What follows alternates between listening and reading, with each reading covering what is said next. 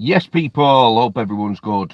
I'm just at the gym, just about to go in and hit chest and biceps. Now, this is going to be part of my new series that I'm doing. I'm doing a vlog series where I'm going to be vlogging all my training. So I've decided what I'm going to do is each training day, I'm going to just do a sort of a recording, do a live, and that'll be like the intro to my vlogs that I'm going to be doing. So this will be the first one.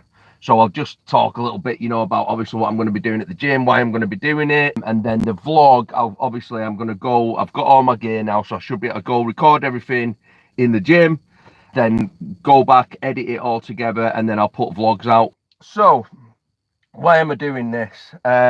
Well, I've been actually bulking I've actually been bulking since January, but I've just had so much going on with other things. It sort of took me up until now to really get all organised and everything, so I can actually start doing some proper vlogs of it.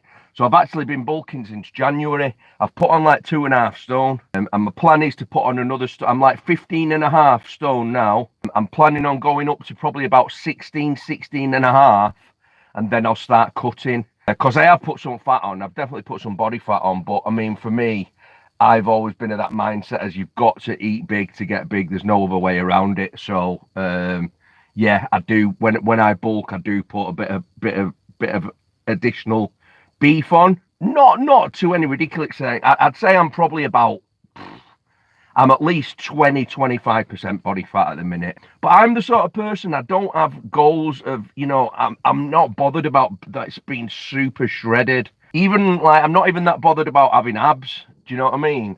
Like 15% body fat is more. I'm more than happy when I'm 15% body fat. Obviously, I'm a bit more than that at the moment, but I'm putting size on, so I'm really not bothered. So the plan for today is we're going to go in, do about 8 sets on chest, 8 working sets. So I'll do some warm-up sets first on my first exercise, get up to my heavy weights. I'll do about 8 sets on chest. So I'll do about 3 or 4 different exercises, probably do 2 or 3 sets on each of them. And then I'll do biceps. So I'll do 5 or 6 sets on biceps, depending on whether I do 1 or 2 exercises. I'll either do 1 exercise for 5 sets or 2 exercises for 3 sets each. It just depends how I'm feeling on the workout, to be honest. So I'm working in rep ranges of like 8 to 12. Once I can do 12 at a certain weight, then I'll put the weight up the next session. And as I say, I'm doing like 2 or 3 sets on most exercises, working sets, that is. Once I don't do a lot of dead work, so I don't do all these loads of warm-up sets. I might do the odd feeler set, like 1s and 2s reps, just to sort of to feel out the weights that I'm doing. Make sure that it's the right weight. But other than that, I do my warm-up sets on my first exercise, and then I just go and I stick on my working set weights, so I'm not doing loads of sets that I just wasted, really. Planning on putting about another stone on, which I think will probably take me about 4 to 6 weeks. And then what I'll probably do then is, rather than go straight into a cut, I'll probably do like a short maintenance phase where I'll do maybe 6 weeks to 8 weeks where I just solidify them gains that I've made. So in other words, I'll just eat just above maintenance, train as if I'm still trying to bulk, just so my body keeps that muscle and gets used to having that muscle. Because if you don't do that and you don't solidify it, once you start going into a cut, it's more easy for you to lose that muscle as well as fat when you're cutting. And all I'll do when I start cutting, very, very minor changes. I'll just clean up my diet to start off with and add maybe 1 or 2 cardio sessions a week. And then each week I'll just very, very gradually reduce the calories and increase the cardio over. And I'll only cut for about 8 weeks. Like I say, I've not got goals. I'm not going to be competing. I'm not planning. I don't want to be 5-6% body fat. I don't care about that. I don't even like how I feel when I'm that ripped. Do you know what I mean? It just makes me feel tired all the time and lethargic. So I'd rather stay at about 15% body fat, and just have the ability to just to look decent and but feel good. But any questions, bang them in the comments. Thanks for coming, people, and I'll catch you on the way out.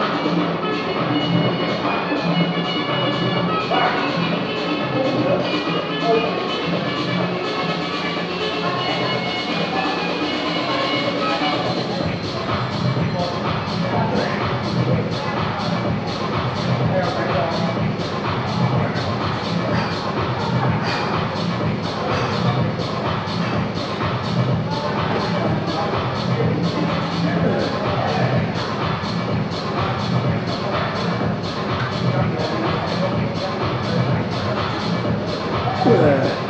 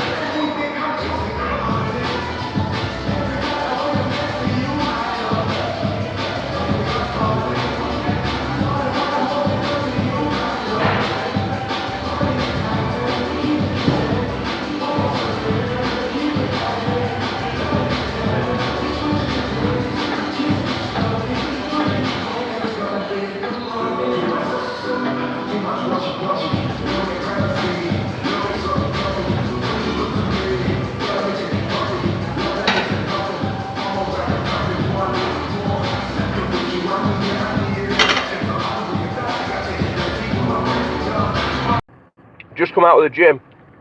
Just trained chest and biceps. I've been off the gym for a week. Not because there was anything wrong or any injuries or illness or anything like that. Just purely because I like to have like not a deload, but I'd been training super hard for like 12 weeks straight without a break. And at my age, I mean, I'm 46 now. You do need to take breaks. I could feel a few niggles coming on, shoulder joints. I was supposed to have protein powder come today, a new one. I've got this amazing protein that I've been using.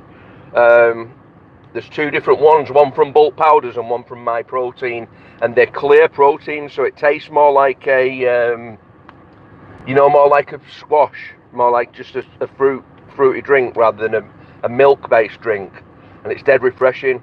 So I have it actually as a intra-workout and a post-workout shake, but it's not arrived. I've run out and it's not arrived. It's supposed to come this morning. It's not come yet, so I'm just doing it with protein cookies. So I did like 8 sets on chest. Started off with flat hammer press, then an incline hammer press, and then did a cable fly, and then like another seated press. Well, it's like I quite like, because you get a good squeeze and a good contraction on it. And it was a decent workout, but I always find it hard when I've not trained for like a short period, like a week. I either go back and I'm like super strong, or I feel really weak. And I didn't feel really weak today, but I didn't beat, I like to go back after a break and beat all of my lifts, which I didn't do that today. But sometimes that happens because, especially like 7 days off, them last few days, I wasn't eating my full calories that I would be eating if I was bulking as usual. So obviously some of that intramuscular, like weight and water weight and salt and everything else does go down a bit. So there's nothing to worry about. Weight training and training of any sort, it's all about consistency over a long period of time. It's not about short little, it's not about what happens on one workout. It's about consistent progress over months, over weeks and months and years. You'll see very little difference in anybody in less than 3 months, even if they train really hard. Then I only did 4 sets on biceps, because my first set, I did seated easy bar curls. My first set did well. My first set I beat on. Then my second set I was really weak. So I think it's just because what happens is when you rest from the gym, because when you've been training consistently certain exercises, all the muscles are used to firing all the fibers for every exercise. So when you take a bit of a break, it takes, like, I think, a couple of sessions to get all them fibers properly, fully firing like they should be again.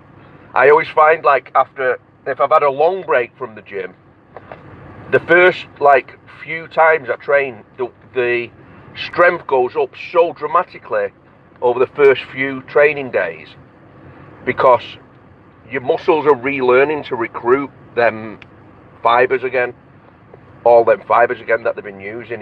Your muscle will use the least amount of fibers that it needs to do a certain exercise, but what you're trying to do with weight training and bodybuilding is recruit all of them. But it was a good session anyway. So tomorrow is going to be back. So what I'll do tomorrow is probably do 5 or 6 exercises on back. All heavy sets. I say heavy sets. When I say heavy, it means it's as heavy as I can do for that many weights. It might not be. There might be other people that can do 10 times as much for the same amount. There might be people who can do 10 times less for that amount. With bodybuilding, how much weight you're lifting is completely irrelevant. It's the squeeze you get in the muscle, it's the intensity, and it's the progressive overload. That's what matters. It's irrelevant the amount of, or the how much weight you're lifting. It doesn't matter. It doesn't correlate in any way to how big you are. Well, it does, because the more you lift, eventually over time does correlate to how big you are. But one person might be bench pressing 200 kilos for reps and look smaller than someone who can only bench press 100 kilos for 5. It's all about the training. It's completely all about the training. I was saying on my live earlier, when you, for me to bulk, I have to eat a lot of food. I have to really force the food for me to get past certain, like sticking points. A big one for me was 200 pounds. This is years ago now. When I first got to 200 pounds, I couldn't get bigger than that. I just stuck there. I stuck there for ages and ages and ages and ages. And it was because I couldn't get the food. I couldn't eat any more food. Now, I don't eat a particularly bodybuilder's diet. I do in terms of protein, but I eat a lot of what people would consider bad foods, like, once a week I'll have burger, I might have pizza,